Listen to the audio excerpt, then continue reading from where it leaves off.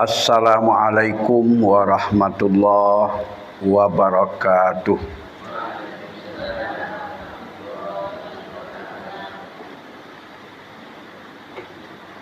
Alhamdulillahilladzi anzalal kitaba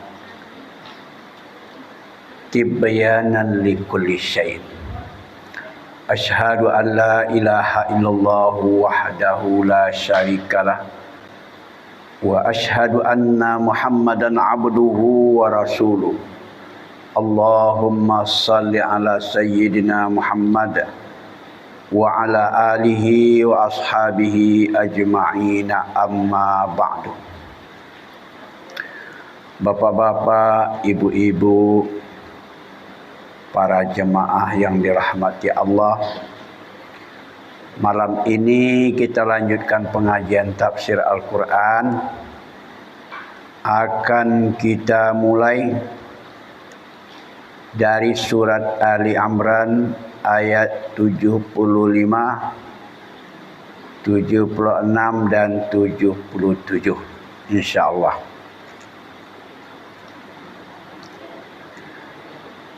A'udzu billahi minasy syaithanir rajim. Bismillahirrahmanirrahim. Wa min ahlil kitabi man in ta'manhu biqintarin tu'addihi ilaik wa minhum man in ta'manhu bidinarin la yu'addihi ilaik.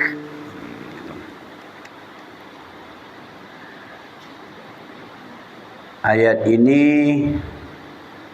diturunkan oleh Allah masih menceritakan tentang orang-orang Yahudi. Nanti di dalam ayat ini Allah akan menjelaskan orang Yahudi itu sebahagiannya ada yang jujur dan sebagian ada yang tidak jujur. Jadi ini diperingatkan oleh Allah kepada kita, kepada orang-orang yang beriman, agar berhati-hati kalau melakukan transaksi hutang piutang, meminjam dengan orang Yahudi. Wa min ahlil kitabi, dan sebahagian dari ahlil kitab, sebahagian dari orang-orang yang diturunkan kitab, yaitu orang Yahudi. Man in ta'manhu biqintarin tu'addihi ilaih. Ada orang, jika engkau percayakan kepadanya, ta'manhu, jika engkau percayakan kepada orang Yahudi itu, ada di antara mereka engkau percayakan harta yang banyak, bikintarin, kintar. Sekintar itu uang yang sangat banyak, berjuta-juta uangnya. Artinya apakah dititipkan atau diberi pinjaman kepadanya, kepada orang Yahudi itu, dengan jangka waktu yang ditetapkan. Nanti apabila sudah sampai jatuh temponya, yu'addihi ilaik, dia akan mengembalikan uang yang sekintar itu, uang yang banyak itu kepada engkau. Ini adalah contoh orang Yahudi yang jujur. Diberi kepercayaan, dipinjamkan uang atau dititipkan uang kepadanya, uang yang banyak. Kemudian dia dikembalikan kepada engkau. Itu orang yang jujur. Wa minhum man in ta'manhu bidinarin la yu'addihi ilaih. Dan di antara mereka, di antara orang-orang Yahudi itu, jika engkau beri kepercayaan kepadanya bidinarin, hanya dengan seharga 1 dinar untuk jangka waktu tertentu, setelah jatuh tempo la yu'addihi ilaih, dia tidak mau mengembalikan kepadamu. Ini yang tidak jujur. Contoh orang Yahudi yang tidak jujur. Kalau tadi sekintar itu banyak sekali uang. Tapi kalau 1 dinar, 1 dinar itu mata uang di zaman Rasulullah itu dinar namanya. Uang dinar itu terbuat dari emas. Berapa beratnya? 4 gram 1/4. 4 gram emas ditambah 1/4. Itu 1 dinar namanya. Jadi kira-kira kalau 1 gram emas sekarang, katakanlah 1 juta. 4 gram 4 juta. 1/4-nya 250.000. Jadi diberi kepercayaan kepadanya 4.250.000. Setelah jatuh tempo la yu'addihi ilaik, dia tidak mau mengembalikan kepadamu. Dikatakannya, saya tidak pernah meminjam uangmu, saya tidak pernah engkau memetikkan uangmu kepadaku, macam-macam lah. Ini Yahudi yang tidak jujur. Illa ma dumta alaihi qa'iman, kecuali ma dumta itu artinya terus menerus, selama engkau berkekalan atau terus menerus, qa'iman berdiri atau bangkit untuk menagihnya. Kalau diberi kepercayaan kepada orang Yahudi, terus menerus diingatkan, dia bangkit berdiri untuk menagih, meminta uang yang dititipkan tadi. Itu bisalah diberikannya.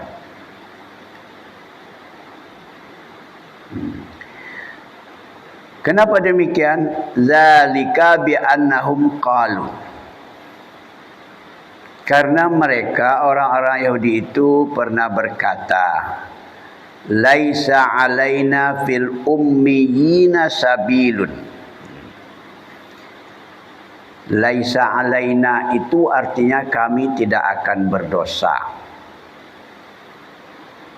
Fil ummiyin terhadap orang-orang yang buta huruf, artinya orang-orang Arab itu dianggap bodoh oleh orang-orang Yahudi. Orang-orang Quraisy itu dianggap bodoh oleh orang-orang Yahudi, dipandang enteng. Jadi kami tidak berdosa terhadap orang-orang yang buta huruf itu. Sabilun. Sabilun itu melakukan penipuan katanya. Jadi inilah prinsip orang Yahudi terhadap orang-orang Arab. Bagaimanapun kami berbohong, berdusta, tidak jujur atau menzalimi orang lain, itu kami tidak akan berdosa. Seperti itulah cara-cara orang Yahudi liciknya. Jadi dia mau bertransaksi pinjam-meminjam kalau memang betul-betul menguntungkan kepadanya dan merugikan orang lain. Tolong-menolong itu tidak ada. Makanya dinamakanlah sistem ekonomi Yahudi itu namanya sistem ekonomi kapitalis. Menguntungkan orang-orang yang hebat-hebat saja. yang dapat untung. Yang banyak punya modal itulah yang beruntung. Adapun seperti rakyat kecil ini akan terus ditindas. Ini sistem ekonomi yang dilakukan oleh orang Yahudi. Karena dia berkeyakinan menzalimi orang lain itu kami tidak berdosa, menipu tidak berdosa, berbohong tidak berdosa, kata. Laisa alaina fil ummiyina sabil. Kami tidak akan berdosa melakukan penipuan terhadap orang-orang yang buta huruf. Wa yaquluna 'ala Allahil kadziba wa hum ya'lamun. Dan mereka berkata terhadap Allah akan kebohongan.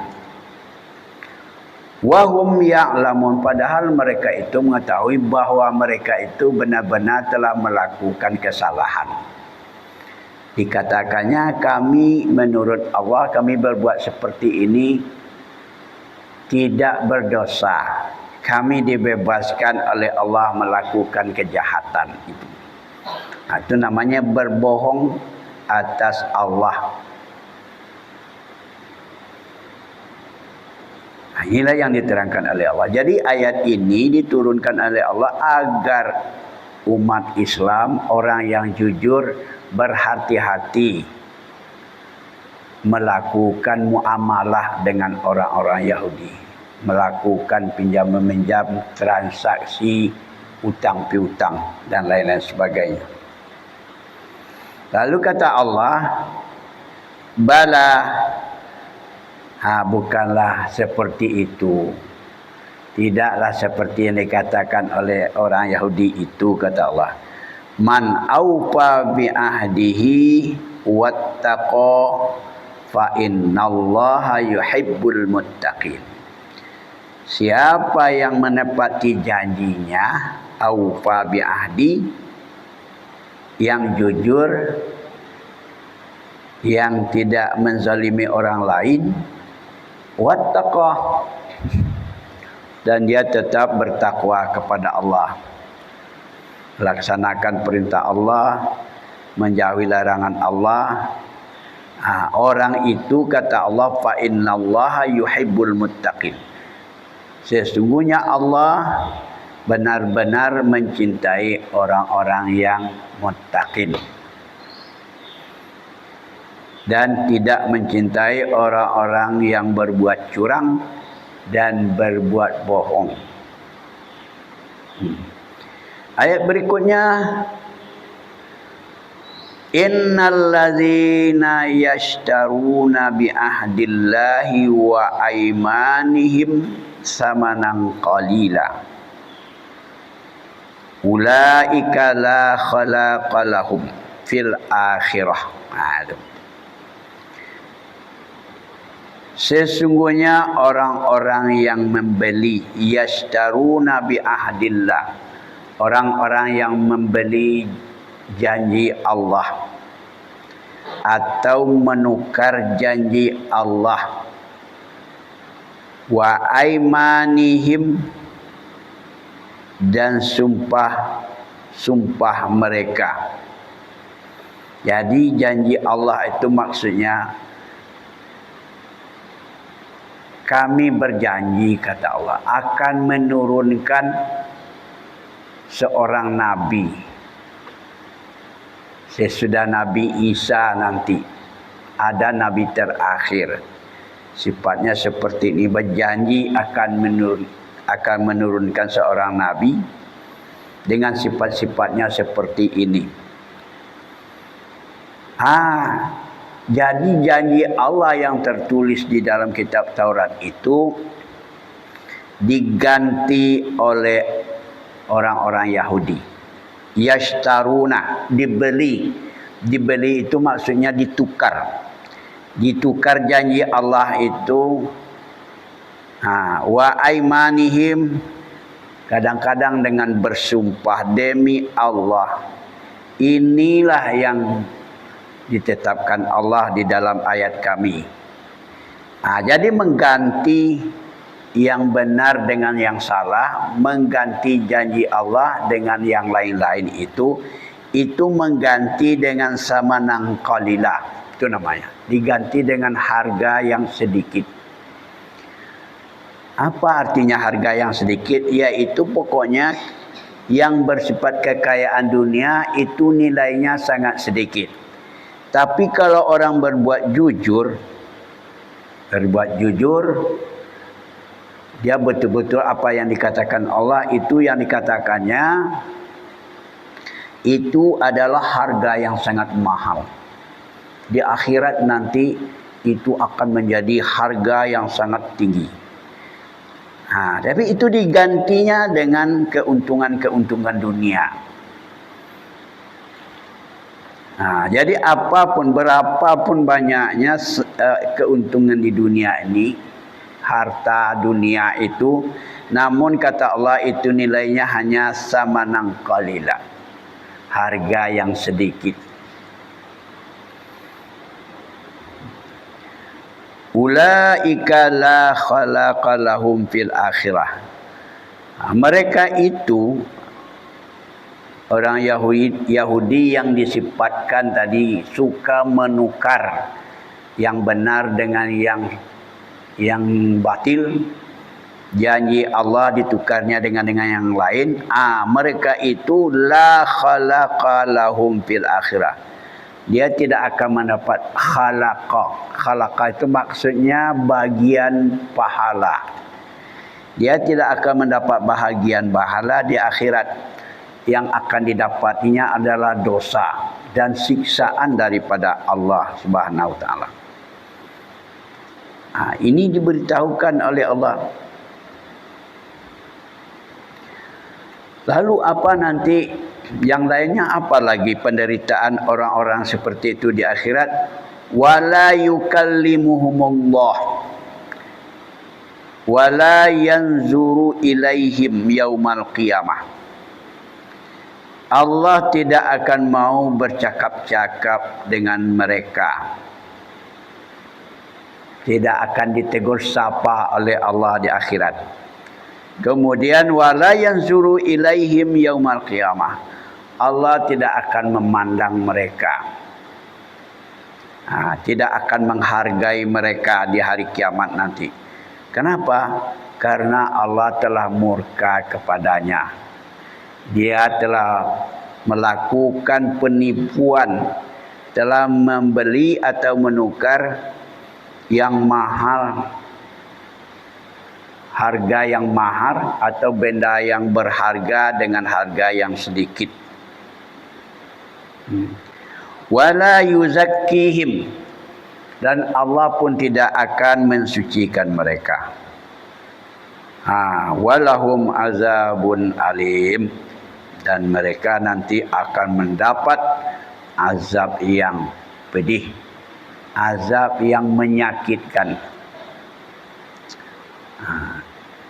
Itulah kira-kira maksud ayat ini.